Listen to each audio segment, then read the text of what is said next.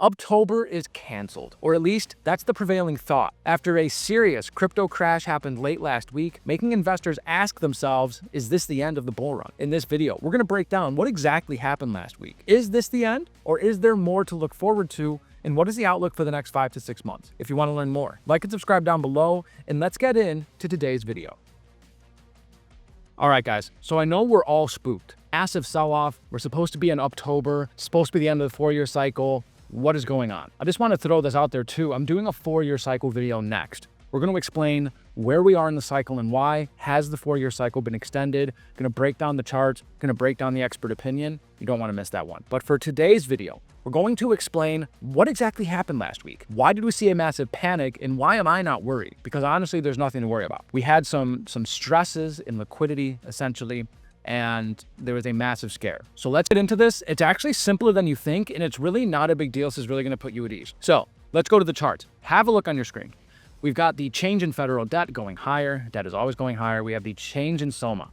The Fed has been in quantitative tightening, which essentially means they're letting liquidity disappear from the system. It's less liquidity.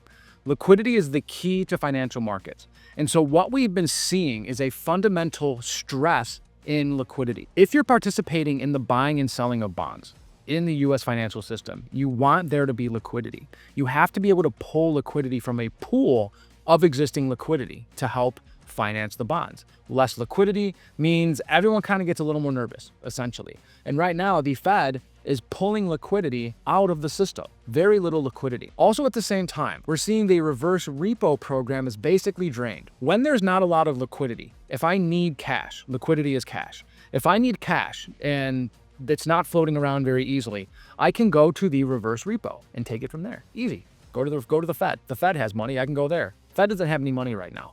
So where we had to go basically to the last resort. They had to go to the last resort. The people who buy and sell bonds and keep the kind of bond market fluid, they had to go to the very last line of defense.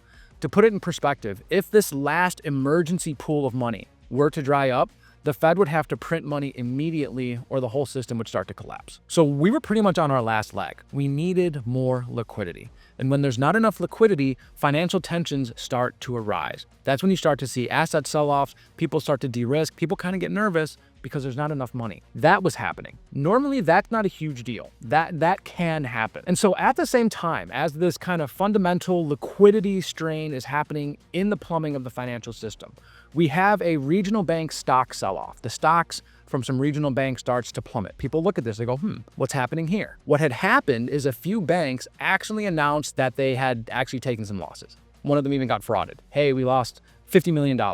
We got defrauded in this case. We had some bad loans. People started to get worried because there was an instance in 2023 where this had happened and it led to a bigger problem. Investors got spooked, started to puke risk, started to just sell stuff. Say, oh, I'm scared, there could be cracks in the plumbing. We're seeing there's not enough liquidity. Now regional bank stocks are selling off. Run for the hills. Alone, this wouldn't be a big problem. Combined with the liquidity strain that we were seeing becomes a problem. What is private credit? Should we be worried about the collapse of US firms? So at the same time, we saw a couple companies that were linked to private credit, the private credit market. These lenders went completely bust. Basically, that made investors worry that there might be more weak borrowers out there. It didn't really mean that the credit system was breaking. It just kind of reminded people that, hey, there's tensions going on. We're seeing a fundamental lack of liquidity in the system. We're seeing regional bank stocks selling off. Now banks are coming out saying they've got defrauded. They're taking tens of millions of dollars in losses. Now we're seeing some of these credit-linked firms just going bust entirely. What is going on? People started to sell money everywhere. It's sell this, take my money out of this, I'm putting it into safer assets, I'm putting it into treasury bonds, I'm taking it out of riskier assets, I'm taking it out of crypto, I'm taking it out of stocks, and I'm putting it into treasuries, I'm putting it into something safe.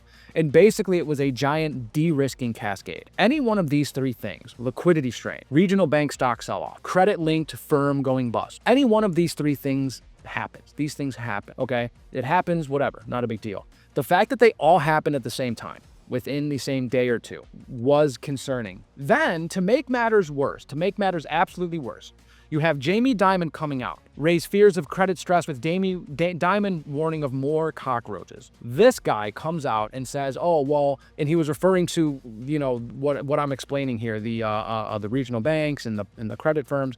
He says, well, when you see one cockroach, that means there's usually more. So now we have, you know, one of the CEO of one of the largest banks out there telling us that where you see one problem, there's bound to be more. So now we're thinking now there's like a structural problem in the financial system. Oh God, everybody run for the hills, sell everything. Everybody sell everything. What is going on? That's basically what happened. And then you consider the fact that a couple days earlier, you have tariffs re-emerging, and you have government layoffs starting as a result of the U.S. Government shutdown. So not everything is kosher over there. It all just hit at once. This is what happened. This is what caused that market sell-off. All of these different things collaging into one giant cluster.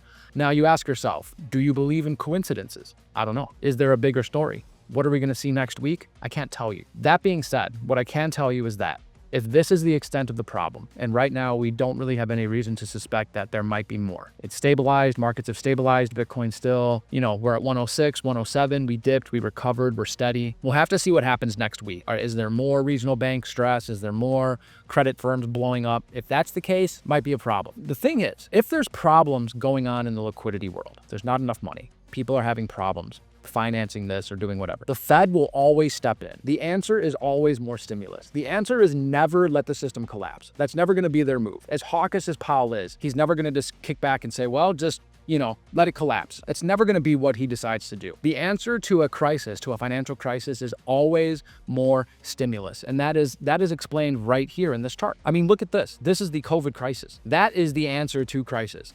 Massive stimulus. Put it a different way, COVID. This is the answer to a crisis. Central banks all around the world coming together and saying, flood the market with money. Because the only thing worse than creating a lot of inflation through printing a lot of money is having the whole system collapse. And they're not going to let that happen. So assuming that situation does get worse, liquidity dries up, we're having problems, and Powell even came out and said it. I mean, I'll play this clip for you. Powell even came out and said that we're having trouble. Listen to this. Some signs have begun to emerge that liquidity conditions are gradually tightening, including a general firming of repo rates, along with more noticeable but temporary pressures on selected dates. Powell comes out on Tuesday and says that we're noticing that liquidity is getting dry. He announces the end of QT. He's like, we're basically going to stop quantitative tightening soon. We're going to end balance sheet runoff. A couple days later, all of this stuff starts to happen. So there's liquidity problems going on underneath the surface. That being said, we might see some tension moving forward. We honestly might. That's a realistic probability. What is a certainty, basically, at this point, is that the answer to that problem, to that crisis, to that stress will be more money. If you heard Powell, they're going to reduce QT. They're going to end QT. So that's their response to it. If it gets worse, if ending quantitative tightening is not enough, guess what they do next? They inject money. They inject liquidity, because the next step is the whole thing coming down, and they're not going to let that happen. So I ask myself, this is not a great situation. It caused a big sell-off. Some of us are down. If you're playing with leverage, chances are you got liquidated. My only advice to you there is don't play with leverage. Buy spot and hold. That's my advice. I'm not a financial advisor. It's not financial advice. Read the disclaimer. This is not really anything to be super concerned about, to be honest. Structurally, we look good. Everything that I talk about in this channel, the business cycle coming up, ISM going up above 50, the Fed is still in a rate cutting cycle. So we're going to bring rates down, more borrowing, more risk on behavior, more liquidity. We have a very good chance that the market structure bill passes in the States. Have a look at our previous video. We covered that in depth. And then we also have a AI CapEx boom that is going to drive the entire economy higher. Check out our video on that. We keep you up to date with things. So let's play a couple clips to point out really where we're headed in the future to make you guys as bullish as I am. Underlying fundamentals are very impressive. We know that the AI bubble, if you want to call it, and I believe it is a bubble, but we're at the early stages of it, is very strong. We're expecting a very strong earnings season. We're seeing that on both sides of the pond this morning, with ASML impressing as well as the US banks yesterday. So earnings expect to be good. We're seeing yields come lower. We're seeing growth still be resilient. We've got the positive news in France. So I think there's overall a very, very strong backdrop. So very strong backdrop for the bull run moving forward. Let's go over to JP Morgan's Mira Pandit. I don't know. 2026 catalysts are playing out in the market right now. Why are we bullish? Why are we still bullish? Have a listen. And while some of the policy risks for the rest of the year may be to the downside, you get into next year and you think about some of the stimulative impacts of the One Big Beautiful Bill, whether it's higher tax refunds, putting more money in the hands of the consumer, helping bolster that softening consumer environment. Or on the company side, you think about AI and some of the different provisions that can help with R&D and CapEx, and you might see a broader lift to some of that AI spend from that perspective. So the direction of travel going into 2026 is some catalysts for a lot of the market themes that are playing out right now. Catalysts for the market themes that are playing out right now. And guys, I could sit here and tell you all the bullish news that is coming until I'm blue in the face. But the reality is, we just have to sit and wait. That is the answer to what's going on right now, as far as I'm concerned.